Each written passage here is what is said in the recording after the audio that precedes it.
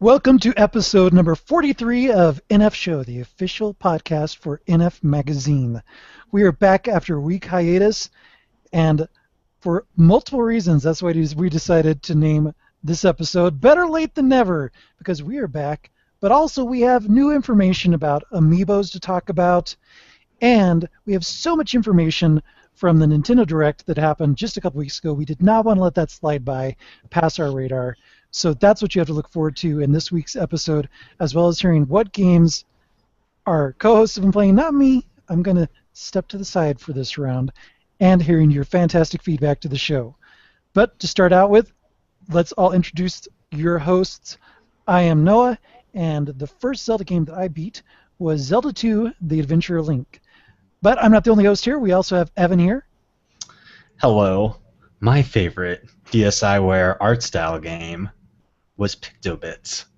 Ah, interesting choice. And we also have our special guest co-host with us, joining us again, Don Koopman.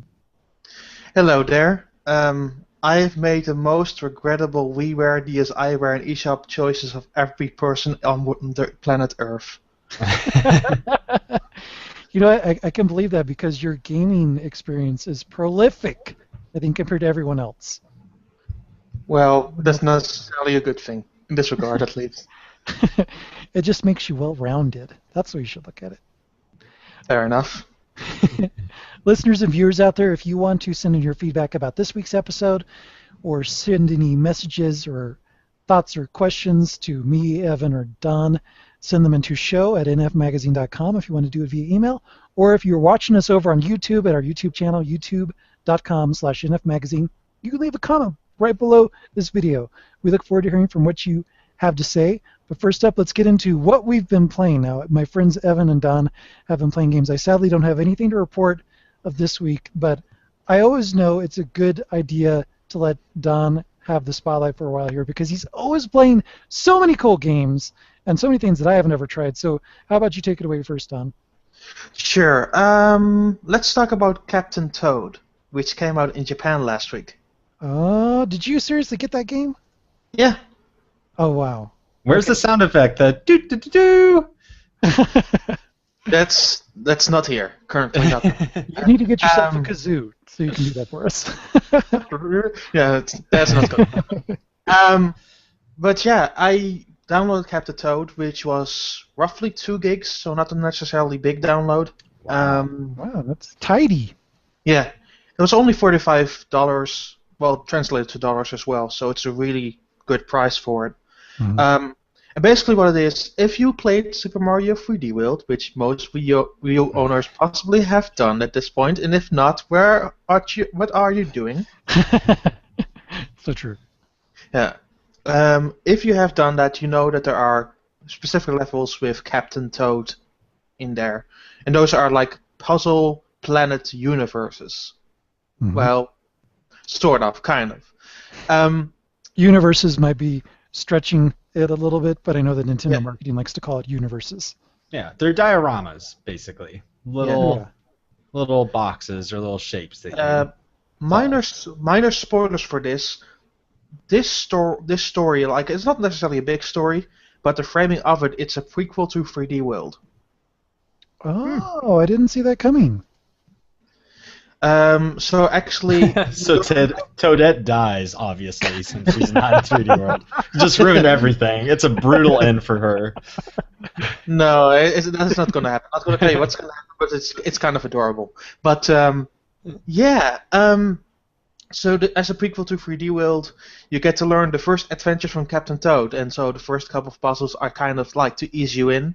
Nice. And I really like the progression curve of it too, because like in 3D World they just slapped it on you, and you kind of have to get used to it by the 4th or 5th puzzle, and it kind of wrapped up kind of quickly.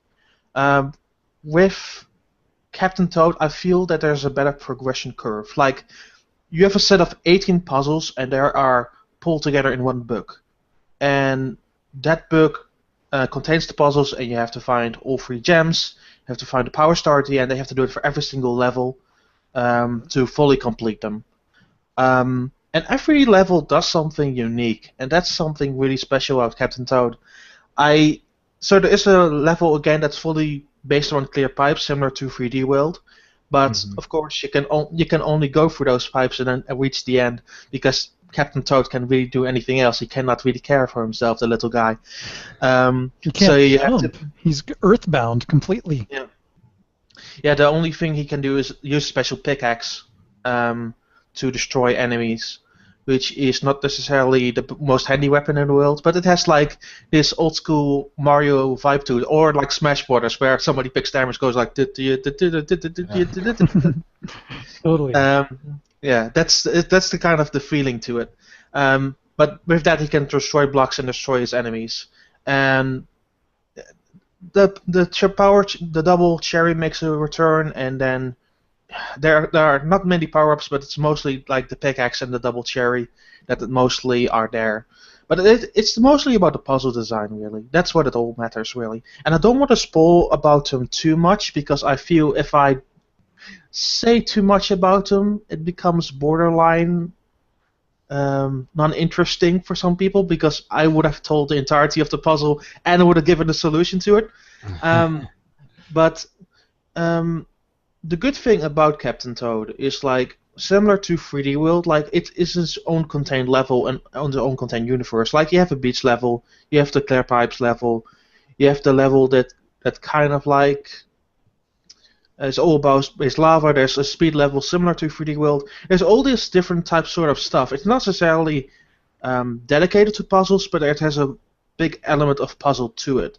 So it kind of expands it into something that's actually sort of an adventure.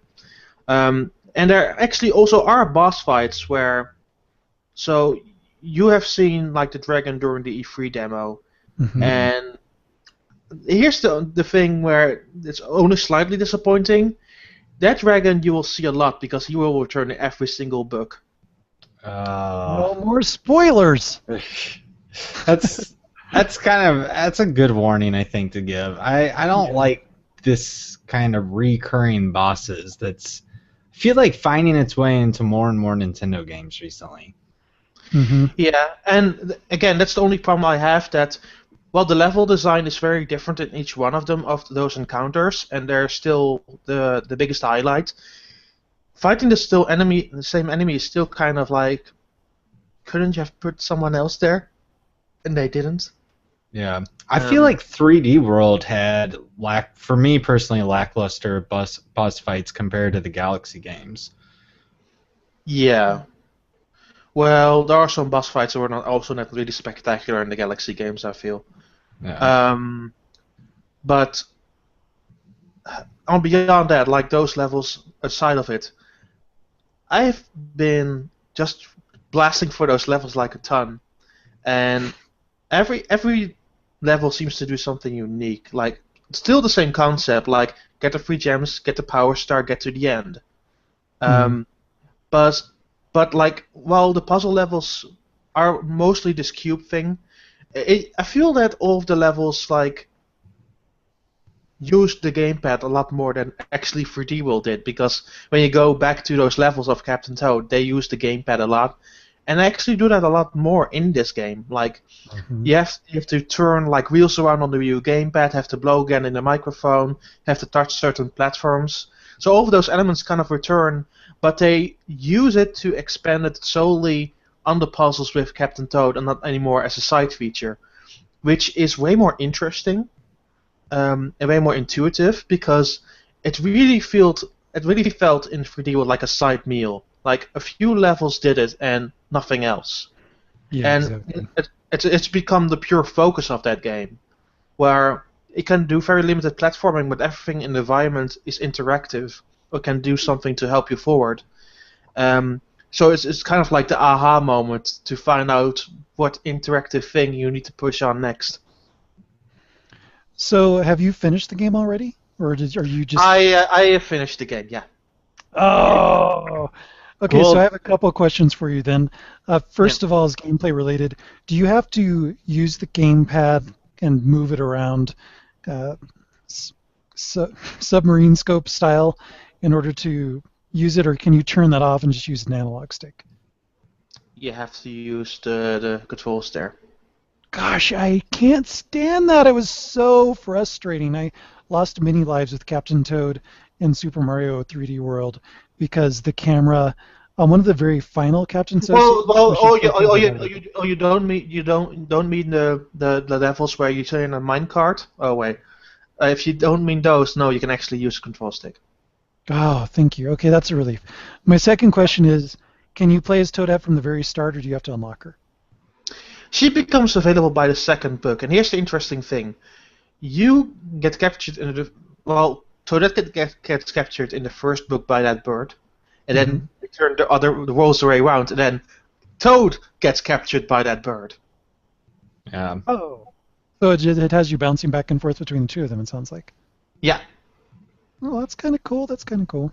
What I was gonna ask, thinking of you, Noah, because I know you're anticipating Captain Toad so much. The game's length. I know it's a budget-friendly price, but I feel like a lot of people were worried about the amount of content in Captain Toad Treasure Tracker. Mm-hmm.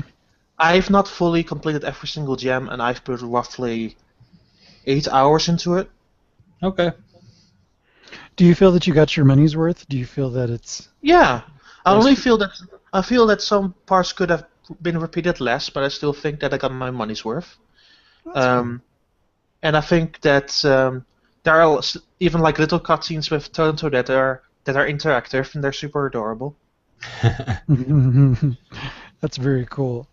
So you also have a couple other games that start with T in your stuff.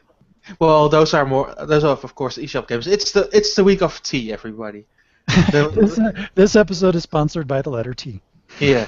So go to Sesame Street and find the episode that's about the letter T. Anyway. The next game I want to talk about is Tangami, which came out on the eShop very recently.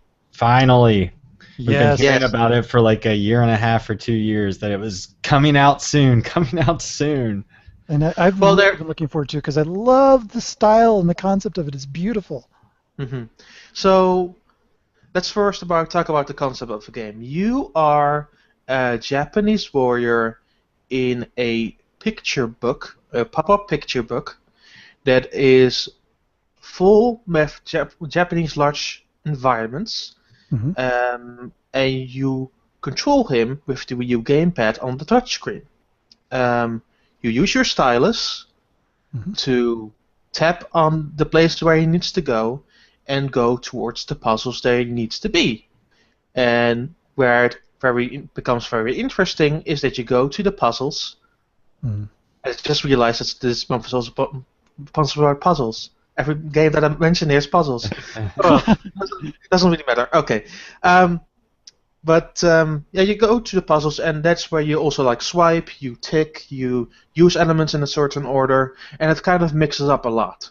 And it's a very impressive game, like how it uses its pop-up style and how you flick through certain pages with the stylus and have to flick certain elements open. It's insanely cool. The only problem with it is, and it's actually the only problem I have with the game, it's kind of short. Well, those indie games are kind of short. Well, this game is kind of short for the price they're asking. Okay. I feel. It's $15. I mean, that's a bit expensive. Are you saying that the game's like only an hour long or something? No, it's a couple of hours, but I wish it was longer because I really feel that I could have done more with it, and I really like it. I really like it a lot, but the game just could have been even better if it was double as long because I just love playing it. I went through that game without a hitch, and I love doing it. It doesn't really matter. And there were 3 separate big trials to go through, but it would have benefited from like a trial or 2 more. And I that's what I like about that game. I didn't want it to end, and that's why I kind of miss it. And that's why I kind of wanted more to play, because I just feel that there was more that could be done with that game. Well, it came out on iPad first, right? Do we know, is it a similar pricing scheme, or could that be? Slightly less, but it's also there, a heftier price point there. Okay. I was But gonna say sometimes you see the games that are like $2 on an iPhone or iPad that come to Wii U and they're charging $10 to $15, and I feel like that's one of those things where it's like, why? Because I'm on Wii U, I have to pay. Like, it's just one of those things that can be frustrating. yeah, but I still think that everything else around the game like really does it justice. Like the soundtrack is done by David Wise of all people. Um, the styles were very utilized well, and it really directly ties into the gameplay. And while all the elements together really should give me a high recommendation, I still think you should maybe wait for a price point if you're not really sure about buying it, because that's the only thing that's really holding it back right now. It does look gorgeous, that's for It sure. is, yeah. So I will move on to the final game, I guess, if you guys don't have any questions about that. I'm good. I'm curious about this next game. Yeah, Tetrabot & Co., which is a game made by, I think they're called Submarine or something like that. Like a very weird company name. I like that. Yeah. And it's ported by Wii U by Neko Entertainment, who did Kung Fu Rabbit and a whole bunch of other stuff on Wii U and 3DS. And that game is one of the best puzzlers I have played this year. Tetrabot & Co. Yeah. And I will say that for one reason. Well, two reasons actually. The first reason is it is very intuitive to play with the touch screen.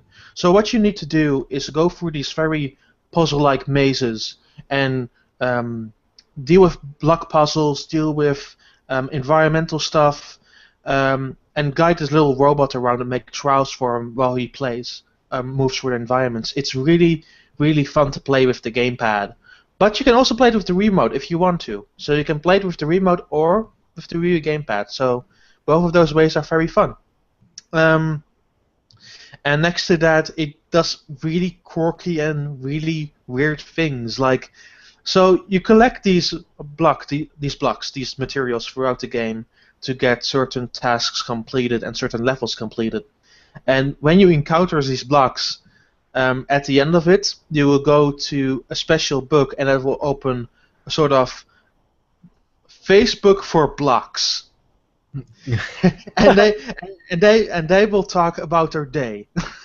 It's really, really weird. It's the really most absurd thing I've seen in a video game. But yeah, that was kind of amazing in some fashion. But yeah, it's sort of weird side thing. But it's all about those puzzles, like collecting 3 special golden blocks in every stage. So there's again stuff to collect and stuff to complete and stuff to come back for. And every step of the way, it just becomes straight up harder, and it becomes at the end a really harsh game. But it's also really, really fair because you really need to use your brain sometimes. And I found myself, despite completing the game like a month ago now, like going back to every day, like going to a puzzle I have not fully finished, and trying to complete that piece of the puzzle I've missed that time. And sometimes it works, and sometimes I just get stuck for 10 minutes and just really have to think about it. But that's the beauty of that game. It's a really hard but balanced puzzle game. And for that, I really, really like it. Yeah, it seems like out of all 3 puzzle games you've talked about today, that's the one that you've had the most fun with, actually. Yeah, it never repeats like Captain Toad, and it isn't as short as Tengami. So yeah, it is the better game of the 3, for sure. Wow. It's also the cheapest, I think, of the 3. There you go. Well, that's you unearthed a gem, I think, for people. And this is on Wii U, or is it on 3DS as well? Wii U eShop. Wii U eShop. Awesome. We'll have to be sure to mark it down. Mm-hmm. Do that. Evan, you have to tell us about your latest adventures in fantasy life. Oh. With my character named Lander with pink hair, who's awesome. Mm-hmm. Yeah. She's the best hunter in the land. Mm-hmm. I finished the story, and I obviously explored a lot of the worlds. I didn't do any of the DLC. And you'll get to see my final word, and the upcoming issue of NF Magazine, but I really enjoyed it. I think the story, like I've kind of talked about, is way too talky and just really kind of gets mirrored down in having these let's have a group chat and just go over everything and hit you over the head with the plot line, and we're going to telegraph every single twist. And it's like a beginner RPG story. Honestly, it's not meant for someone looking for anything gripping. It's cute. It's got a good feel nature. But I got a chance to play with a guy on Twitter who might be a listener or viewer of the show. His name's Al. If he is, hello. And played with him to test out the online multiplayer, which worked really well, and we got to take down a dragon together, which was really awesome. And I noticed, I think he had put in, I think I ended up around 25 hours, and I'll probably go back here and there because it is fun to just kind of play around in Riviera at the game setting. But he was about 30 hours, and I think I had done 25, and I did do a bunch of side missions and stuff, but he hadn't completed the story yet, and I feel like he's doing it the right way. If you're playing the game, like, take your time, because if you just try to do story, you can get through it really fast, but man, is it just, you're going through a lot of text boxes. And I think that that's one of the biggest problems with the game, but in general, I think it's one of the best 3DS games, especially, possibly for the year, but for the second half of the year. It's a really cool and unique RPG game. I didn't really mind it was really talky. I really like that actually about it. Really? Yeah, I like talky RPGs. Maybe I'm different in that regard, but that's totally fair. But at the same time, talking in the RPGs is what I'm most fond of because it's just a part of that culture. I just like exploring like witty banter between characters. I enjoy witty banter as you're like moving and doing stuff, I guess, not just sitting there. And I agree. I think it's obviously very subjective opinion about a game, but for me, I feel like I love the writing, which I've talked about a lot, but the writing can only carry you so far when it just kind of felt repetitive, hammering over the same thing. And it was a very old style storytelling too. We're gonna show characters in a circle, and we're going to have the text bubbles pop up, and I wish it did more of like a show, don't tell necessarily narrative. I think it could have been even more RPG friendly and streamlined for people who just want to get back to the action by kind of cutting out some of that text and doing maybe a few more cutscenes, or maybe just moving on with the story more briskly. Mm-hmm. But like I said, Level 5 I think did a fantastic job. I'm really happy that Nintendo published it here, and it is a game that like I'm done with the story. I have this whole world, and I have 10 jobs that I haven't even touched that I could go back to. I could become a cook. I could become a mage. I could do all these different things. It's really cool, and it's talk about a content-rich game.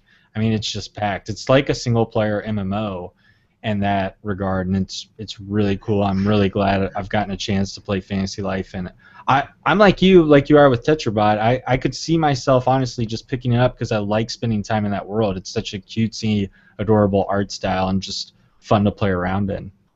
All right, yeah. That wraps up our What We've Been Playing segment, and now we're going to get into the main topics of discussion. A couple of important news elements or items that we want to cover. First of all, most recently, Wave 3 of Amiibo figurines have been announced, and they will be coming out in a couple different sets, and I think they're coming out in February, right? Is that right, Evan? I think in Europe, I think they announced they're coming, like, Wave 3 is coming in 2 different waves, like 6 of them are coming in January and February, and then 6 more in February, but Dawn... No. 9 of them are coming in January, 3 in February. Oh, okay. Yeah, but they're split up in Europe, but in North America, they're just saying February. And something else that was noted in the trailer that I saw was that some figurines may be specific to certain retailers. That's actually true. Shulk is specific in America to GameStop. So yes, the crazy conniving antics are going to happen now of retailer exclusivity, as we've seen with many games in the past. If you pre-order a game at a certain retailer, you may get a certain pre-order bonus for lots of different games, and now that's going to be true of Amiibos as well. But before we react any to that, let's go over the characters that are included in this Wave 3. We have some characters from Smash, Meta Knight,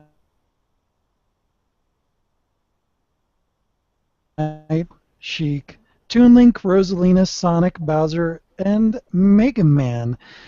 Mega Man, I think, is notable because it's a third-party character amiibo, but these characters all have in common, and also Sonic is, but they all have in common that they have appeared in Smash Brothers. So I wonder how far they're going to go creating amiibos that are in the Smash Brothers roster, if we'll get to see all of them, or which ones will be left out.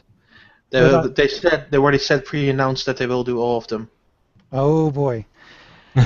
Something that I'm also not sure of is, are the designs of these figurines going to be improved with each successive wave, since the initial designs appeared to be a little bit too artful in their poses and required very substantial chunks of colored plastic to make them stable for kids who just smash them down on the gamepad and just squeeze them and crush them in their hands. The plastic is back.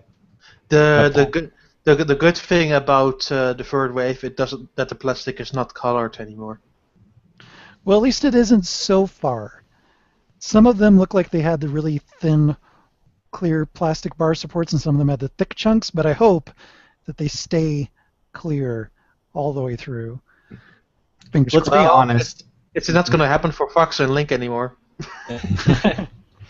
Let's just be honest. The Mega Man amiibo is amazing, and I have pre-ordered it, so I'm part of the problem now with amiibo. Everyone. I am the problem with the Toys for Life category in general, because I buy every single year Skylanders, Disney Infinity, and now amiibo. Okay, so I went to Target, speaking of all those, and they had the amiibos in the display, and I do not think that Link and Peach and the very detailed amiibo look good at all. I think they look just kind of weird and off-putting to me, and especially like getting to like look at them and then turn around and I get to see the Skylanders and Disney Infinity. I think they're like those are on another level. I think Nintendo has some catching up to do. I think their more simplistic ones for like Kirby and Yoshi look great and they look respectable, but I think the highly detailed ones, because I mean these are figures, if you're listening you can't see this, but a couple of inches tall, and trying to get that much detail, it comes across looking cheap. And yeah, like the argument I've been seeing the last 2 weeks, mostly on Twitter, is that we shouldn't judge Amiibo so much because it's mass-produced, just like Disney Infinity and Skylanders. Well, here's the thing. It can still be mass-produced, but still very good. Yes. And I have the feeling that Skylanders and Disney Infinity had a while to get that down and in the ground. Well, Nintendo is just starting with it. And they have not done a great start by including colored plastic with Fox and Link. The Link one is just like, whoever was like, yes, let's use yellow plastic coming from his midsection to support him. Like, whoever was like, yes, that's what color we should go with. Like, my goodness. Yeah. It's lipstick on a pig syndrome. They recognized that it was a lot chunkier, and they're like, well, maybe we can dress it up. We can just, if we add a color to it, it'll be better. And what color is Link most associated with? Well, the Triforce is gold, so can we do gold? Well, probably not gold. Maybe yellow. Yellow's close enough, right? Yellow, gold, whatever. Whoever decided, let's put them in the poses of their Smash Brothers profile pages and just go with that instead of, let's just put their feet on two grounds. We can put them in different poses still, like Disney Infinity and Skylanders do, to make them look different. Whoever decided, no, let's do this with the supporting beams, that was just a terrible, terrible decision.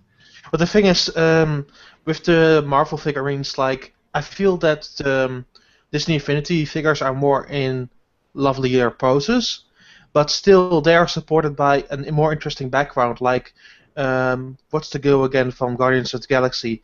But she was like in a stone environment, and then her feet were split like that. So you can make it still look good, but they chose a way that it doesn't really look good at all. Yes. Well, and I think you might be able to see, it's very dark back there, but this is my decision that I made on the Amiibo, is I thought, do I want to get like a corny little Amiibo, or do I want to get a really cool Figma figure of Samus that is fully posable and has all these cool extras? Granted, more expensive because I had to import her from Japan, but I'm actually a lot more satisfied with that than I am with Amiibo. That I still we got information from the Nintendo Direct a couple weeks ago, but I can't find enough justification. Now, don't get me wrong, I probably still will get a couple Amiibo because I do like collecting little toys, especially when they're Nintendo toys of franchises that I've loved since I was a kid. But the content and what they're offering with the Amiibos still hasn't sold me on it. The weird thing about those Figmas, so there was one Smash character I really wanted to figure in was Lucina from Fire Emblem Awakening because I loved that game. And what it turns out, now 2 weeks ago, well, Lucina is actually getting a Figma. So, well, I don't need that amiibo anymore. I'll be honest, I thought the Mii costumes in Mario Kart 8 were really cool. So when I was already kind of thinking about getting Samus, and I don't think I said this, but once I saw the cool Samus outfit you get as a Mii costume in Mario Kart 8, even though I haven't played that game for numerous months, I was like, yep, I'm going to do it. That gives me the little push over the edge that Samus is worth getting. I'm getting the initial lineup, so the first characters that come here in Europe on the 28th, same ones in North America, by the way. And then I see how I feel about them, because I love the game to life category, but I continue to believe that Nintendo's is the least realized version of that yet. Yeah. I feel like this was coming down to the wire, and it's why we got Amiibo information so late.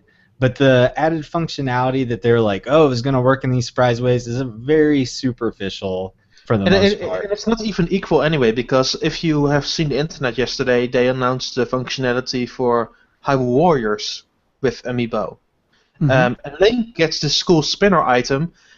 Zelda gets a star 3 weapon every single day, and any other amiibo from the lineup will just get a lower level 3 weapon, some rupees, or something else that you can use in game. That's necessarily not the greatest thing to have, really, because most of that stuff you can actually just get by playing the actual video game.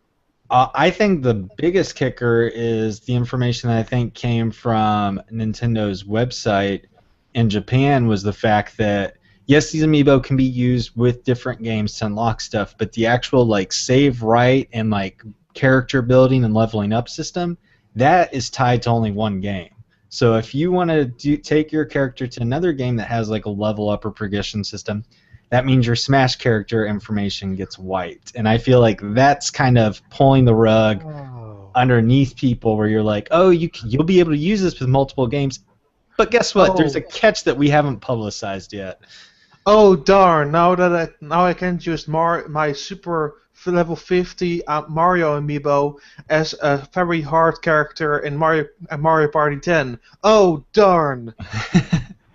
I think what Amiibo still really needs is it needs its killer app, and I'm hoping maybe this year at E3, depending on how the sales of Amiibo go, if it's still kind of lukewarm, but Nintendo says we've got to commit to this, we've got to make our Skylanders game, where we have to make more compelling, exciting ways that Amiibo are used. Hopefully we'll see that later on in the next year. Do you see this? They need to do something with this on the touchscreen. And what Don is holding up is his fancy new Nintendo 3DS, the smaller one. Yeah. They put an NFC spot in this thing for no apparent reason. I think it's coming next year. It's coming next year. Yeah, so they need to announce something that supports the 3DS, because they built a new console for it, so you might think, maybe they will release some software with that, but we'll see about that. They're not fully up on that program yet. I think Animal Crossing's going to be a big Amiibo game. I'll go ahead and place my bet here. I think Animal Crossing for Wii U, it's going to get really blown out, where it's going to, all the characters from Animal Crossing, maybe like little furniture pieces, or just really kind of expand from there. Yeah, that could be the killer app for Amiibo. Right now, the strategy, the inclusions in Smash Brothers are pretty cool, but it still feels like it's missing something to just really get you going. It seems less, I guess, because it doesn't have a game that's completely built around it like Skylanders, or Disney Infinity, it just feels like it's lacking something. And the standards and the bars have been set, both from the quality of the figure design and the production, and the material, the games that you actually use the toys with. That bar has been set pretty high for a lot of people out there, and I think Nintendo still has a ways to go to reach that. It needs Nintendo Land 2. Yeah, That'd work too. that could definitely work. And I don't think the Nintendo isn't up to the task. Nintendo hasn't quite gotten there yet. But people out there in the audience, let us know what you think about the new amiibos. Are you excited about Wave 3? Have you pre-ordered all 3 waves? Let us know. And then also let us know what you think about what we're talking about next, which is actually a little bit of catch-up. We need to catch up, speaking of amiibos, on the news that happened a couple weeks ago. Unfortunately, Evan and I had scheduling conflicts and weren't able to talk about the Nintendo Direct from 2 weeks ago, where we just got a ton of information. It was a very meaty Nintendo Direct that covered all sorts of topics.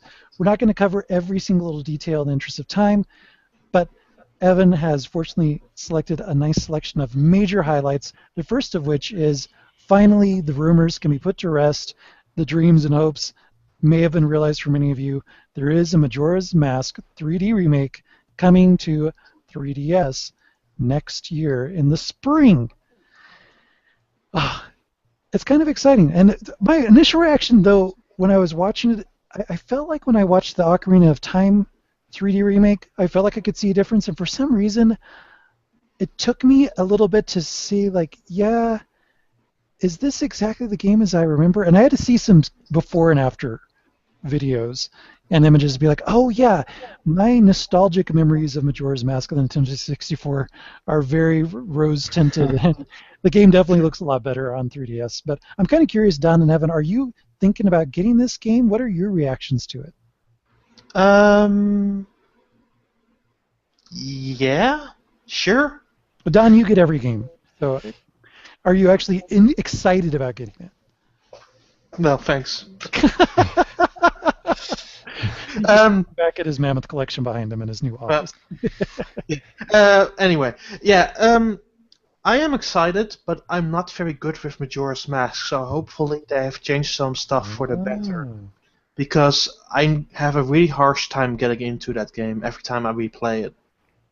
It is definitely one of the most challenging Zelda games out there because it's so atypical in that you have a time limit and you have to choose what you do in a given day, and then the time is up. And then hopefully you got everything done in the right amount of time, or else you have to start from scratch. Also, the beginning is super boring with the Deku Scrub. That's true. I will agree with you on that as well. Evan, what were your thoughts? Majora's Mask is one of the only console Zelda games that I've never finished. I got it when I think I was in 9th grade, and I sprained my wrist and had a cast. So I'd played 4 hours and then had a cast and couldn't play with my cast. And then by that time, Christmas was there, I got new games. That was very much a new shiny thing, forget whatever came before. So I am excited to play Majora's Mask and see why everyone raves about it, but I've never been a huge fan about the time limit. But when it was announced, this talking about things that are telegraphed in fantasy life, Nintendo has subtly acted like this hasn't existed forever. And I think even Grezzo had things pop up on their website like, come help us make a legend or whatever.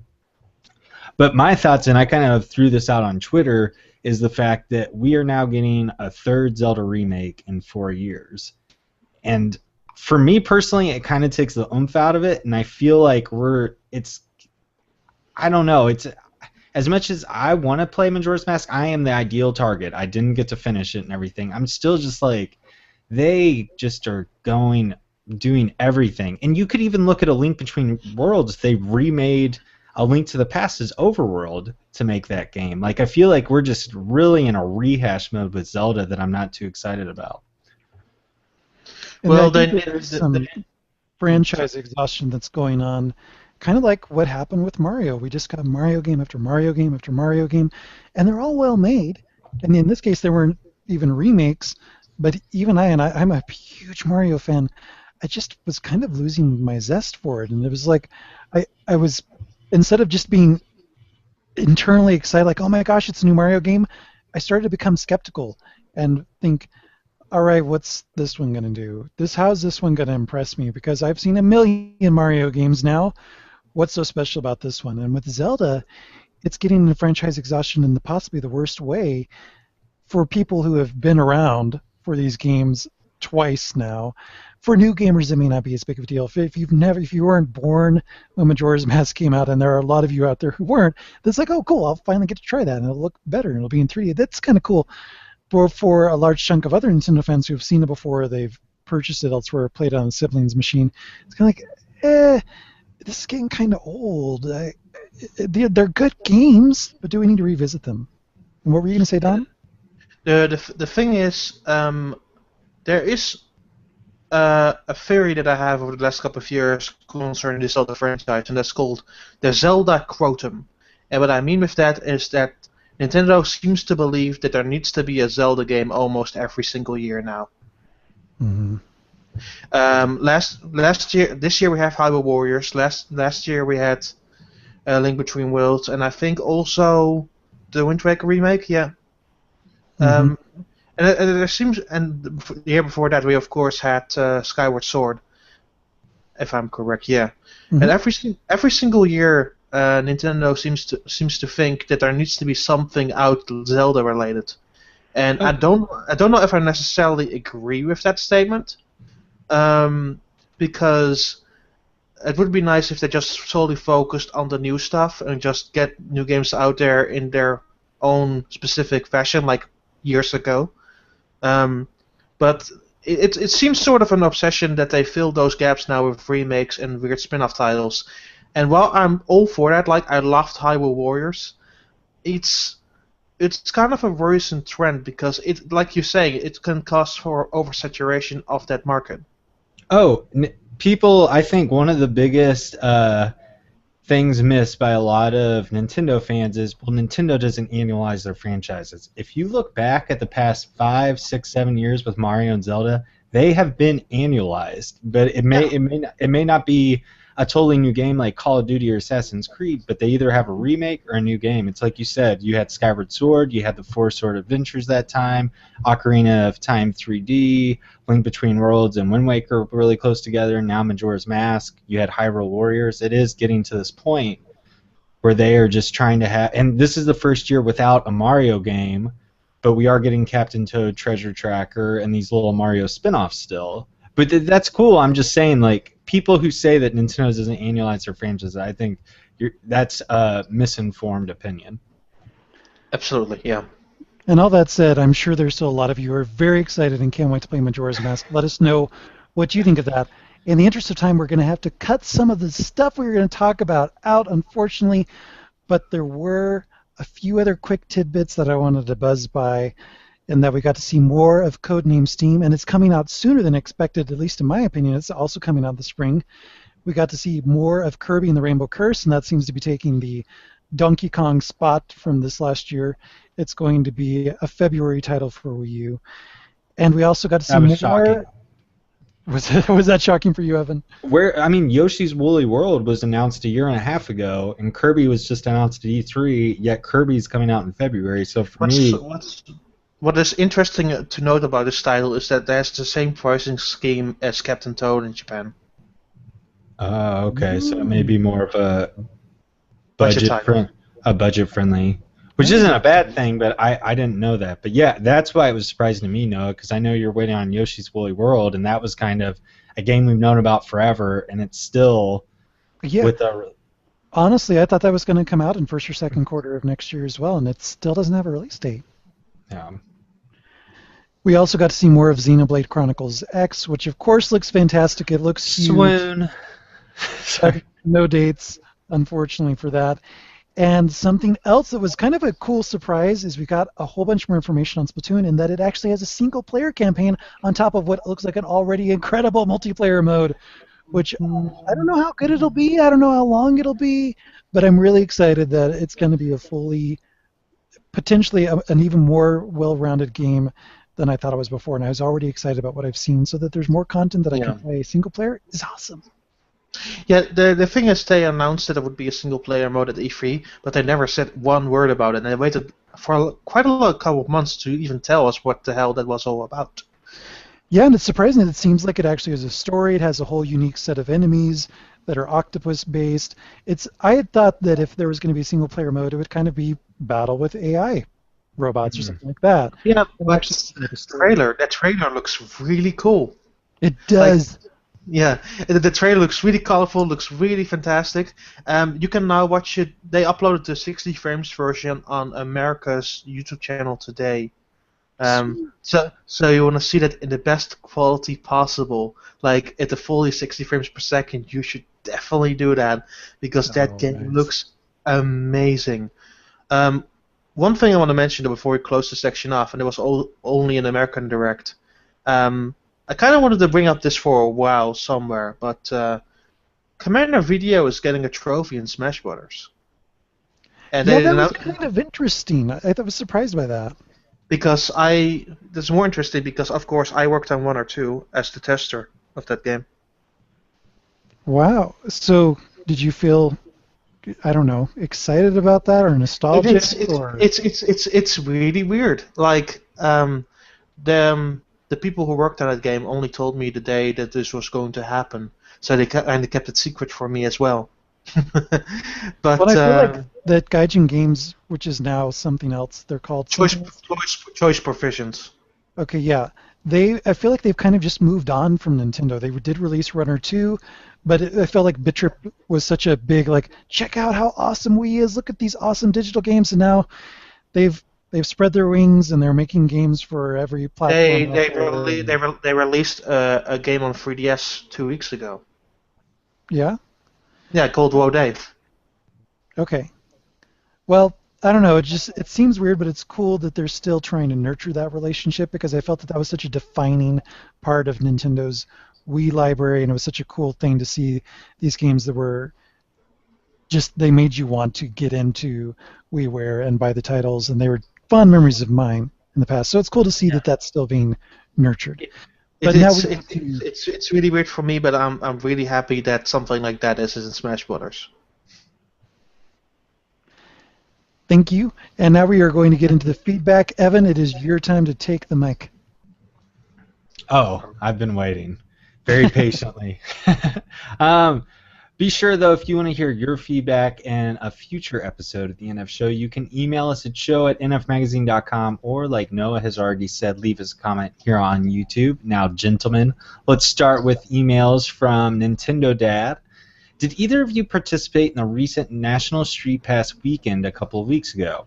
I made sure to visit around 5 hotspots over the weekend and pick up some new states and puzzle pieces. I just wish Nintendo would do this more often. I'll stop right there. So Noah, I did have my 3DS on me. I was traveling at the time, and I don't think I passed any of the Nintendo hotspots, so I didn't get like the alternate states or anything like that. No, I sadly missed it as well. I was preparing for my activity last week and missed it. And Don, unfortunately, you are across the pond, so was unable to participate. But it'd be cool if there was like a worldwide Street Pass weekend where I don't know if it's not part of the functionality, but where you could get from different countries and everything would be really cool. Yeah. Mm-hmm. Yep. Nintendo Dad continues and says, I'm excited for the Legend of Zelda Majora's Mask 3D remake on 3DS. I haven't played through it since it released on the Nintendo 64, and I consider it my favorite Zelda game, and I'm anxious to see if it still holds up. As for Fantasy Life, he absolutely loves it. I downloaded it at launch and already have 25 hours invested in it. That's an insane amount of time for me in such a short time period. I started as the hunter like Evan, but have taken the time to level up every job class to apprentice. That is impressive. I like how all the job classes link to each other. As with Animal Crossing, this will be a huge time sink. And finally, Pierre Solar, the recently released RPG on the Wii U eShop. I'm still very early, but this is just like playing a Super Nintendo RPG back in the early to mid 1990s. Really enjoying it so far. I played through Pillar Solar and I found it disappointing.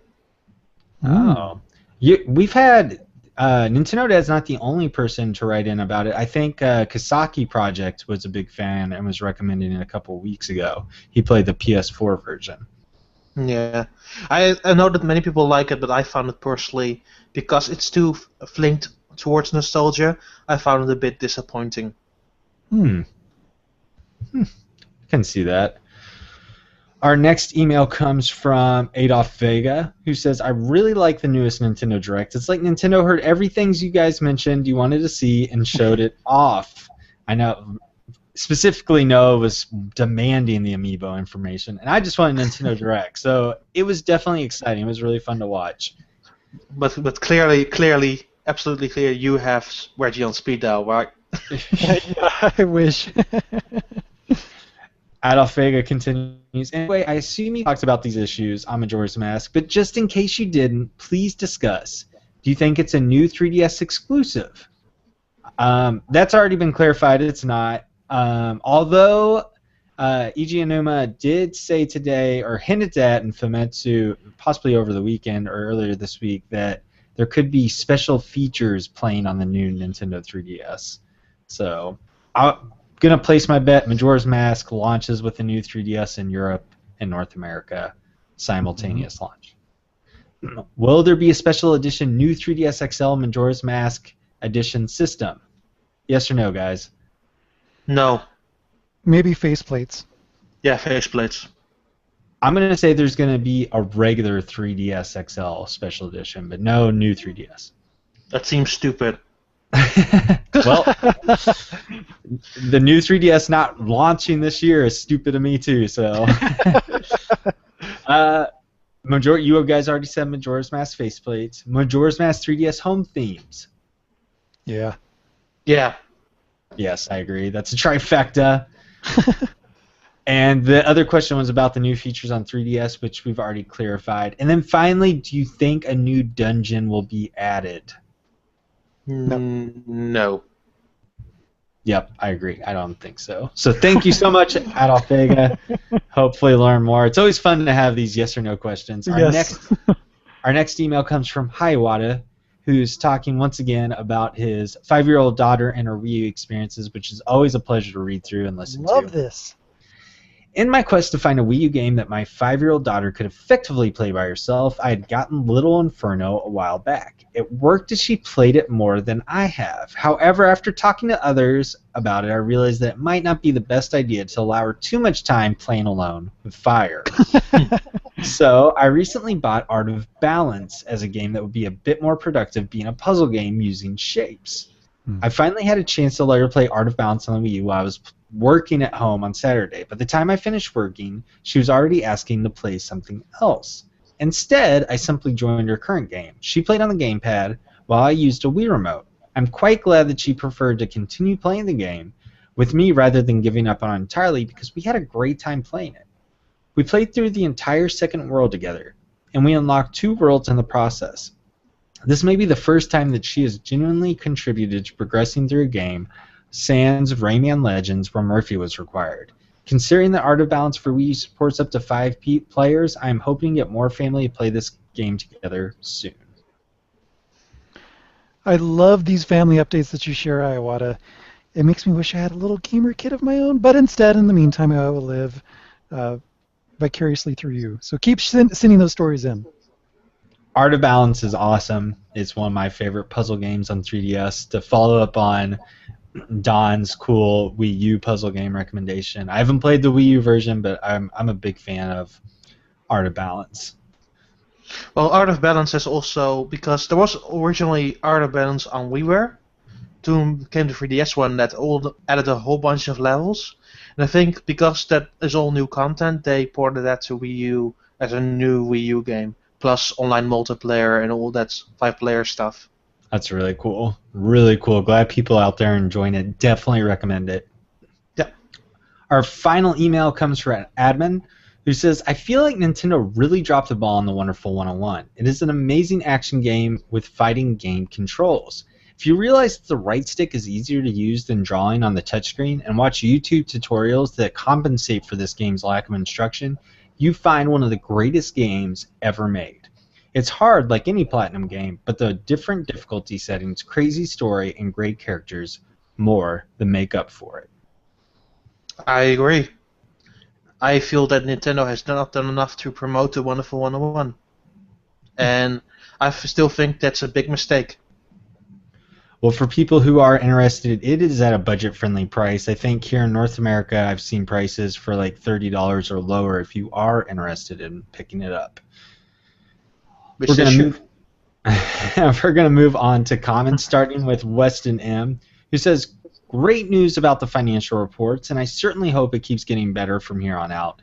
This holiday season is going to be rough on my wallet as Super Smash Bros. And Amiibo arrive, and those arrive in less than 5 days, everyone." Oh my goodness. In North America, and it's going to be another week for Europe, but I bet Don gets his hands on it early, I'm guessing.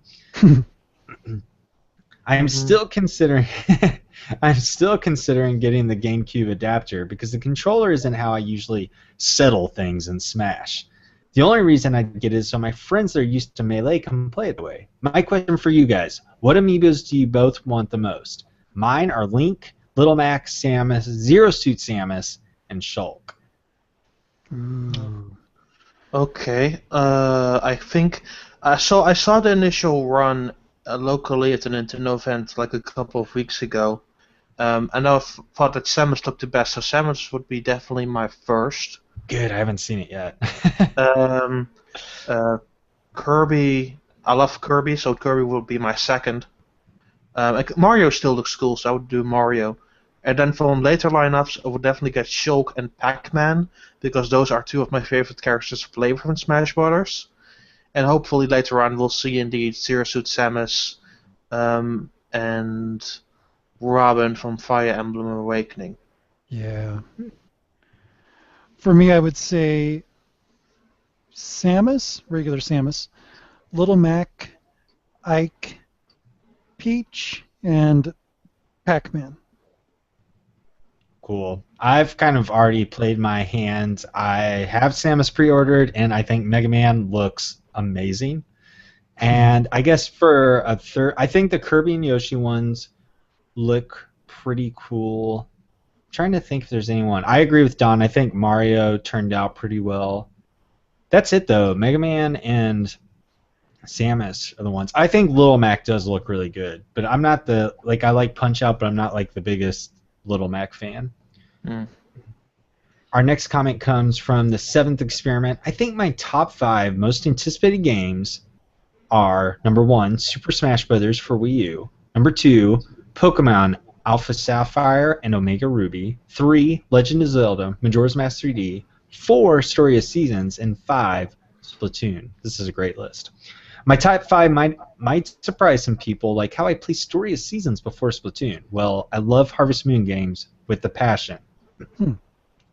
Recently, I've been into an eShop game, and I'm curious if you've heard of this one, Don, called. I am gonna butcher this, so if any. I actually reviewed this game. Is it Haikuki? Yeah. Hakuoki, isn't it? Haki. Oh, yeah. Well, you can say the English and the Japanese way. It doesn't really matter. I'll let Noah continue. What was it? Can you pronounce the whole thing? My guess is Hakuoki Memories of Shinsengumi.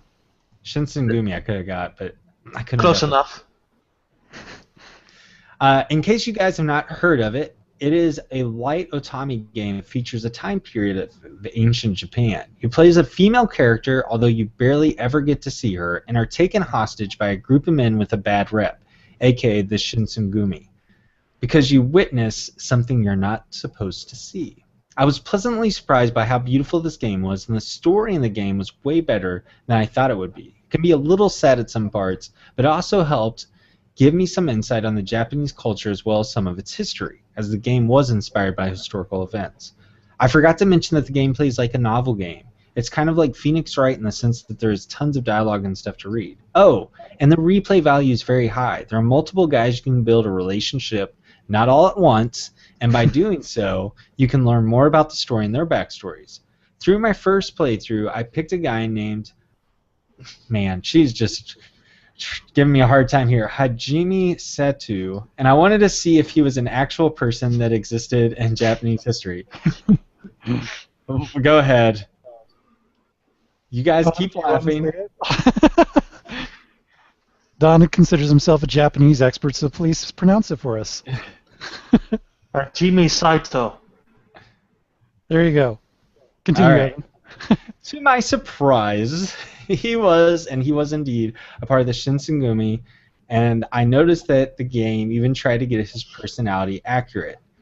Anyway, I've already went a little overboard with my thoughts on this game, and I really enjoyed it and wanted to share. Thank you very much, Seventh Experiment, and I am totally unfamiliar with this game. I had never heard of it. No, I don't know about you. I am no longer unfamiliar with it, and now I'm interested in it. And Don, you reviewed it. Yeah, it was only an eShop title here in Europe, so I got a code through Nintendo. And they said, and I really liked playing it. And it was a really weird novel-based game because I never played much novel games before, but it was super interesting. That game was also before, I think, on PlayStation 3 and PSP, and it has come to 3DS with a whole bunch of additional content. And it's available on 3DS in North America? Yeah, also both eShop and at retail. Cool. So people looking for a novel game, especially if you finished up Phoenix Wright versus Professor Layton here, or you want something in addition, it sounds like a great game to pick up. With very difficult names to pronounce for people like me. Our final comment comes from Nintendo Dude GCN, who says, I was glad about the financial results, but I still feel that Nintendo has a long way to go for the Wii U to be a success on a large scale. It's really a shame because there's so much great software on Wii U. As for Nintendo's Sleepwatcher, which is its quality of life platform, how Noah and I dubbed it, I'm not really sold on it at all. Not really something I'm interested in personally with the information we have at this given moment. I'm also wondering if Nintendo's cloud and mobile platforms for the quality of life stuff will eventually be filtered to their actual gaming platforms. Like you guys say, Nintendo's behind there, and they could really embrace those technologies to bolster the 3DS and Wii U scene. Lastly, something I noticed from the upcoming releases part of the quarterly report is that there are so many first-party games coming out in 2015, especially in the first half. Are you guys skeptical of these predicted releases at all? I can't help but think Nintendo's being extremely optimistic with many of these placeholders. I think I have two things to say about that, especially first with the cloud. I think Iwata already said in the financial meeting that it's not going to integrate into his gaming platforms. It's only for the quality of life. So why that's implemented in the first place, I have no idea. Secondly, about first-party releases, Nintendo has always in-house projections of when games have finished with development. And a few of those games that are now listed for 2015 slipped because they originally were 2014. So I personally think that why there are so many games now listed for 2015 is simply because software slipped and now it's become just a longer lineup for next year. Noah, your thoughts? What won't make 2015? Or will everything? I think we'll definitely see at least one or two games get rescheduled and moved around. And I couldn't help but empathize with Nintendo 2GCN's jaded or realistic or just, I don't know, practical take on things, especially if Nintendo has other stuff that's slipping at other projects. Like Don mentioned, there may be stuff that they have scheduled for 2015 that's not going to be quite ready, and then we start to see the shuffling and things being moved out. And as long as we have something regular, I'm okay. If the first half of 2015 is really full of stuff, I'm okay with that if the second half of 2015 is also really full of stuff. But if it's not, I'd rather, I guess, it be spaced out. I definitely know definitely have the feeling for sure of all the games that Splatoon and Xenoblade are gonna make next year, because during the Japanese Nintendo Direct, we already knew the date for Splatoon, second quarter of 2015, but we haven't seen really a date for Xenoblade in any other way. And for Japan, that is spring next year. They're getting it spring next year, so that kind of makes me hopeful that we'll see it in the second half of 2015. Zelda's not going to make 2015. Zelda games never, ever, ever come out on time or come out when they're originally planned for. Skyward Sword. I think A Link Between Worlds was the only one, and they waited until the very end and were like, it's coming out this holiday. I think it's not been playable. It sounds like the next time we're going to hear about it's at E3. I really think that's going to end up being 2016. And I think Nintendo's holiday title will be, if it's not Animal Crossing Wii U, it'll be some type of possibly another amiibo game. But I think Animal Crossing's its big holiday title. Well, it still depends on how far they in development they are, because that we don't know. They never told us.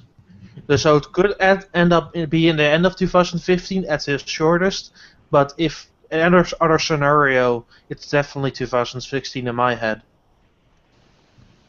And that is all. Thank you all so much for the awesome feedback. It was so much fun to read through and talk about.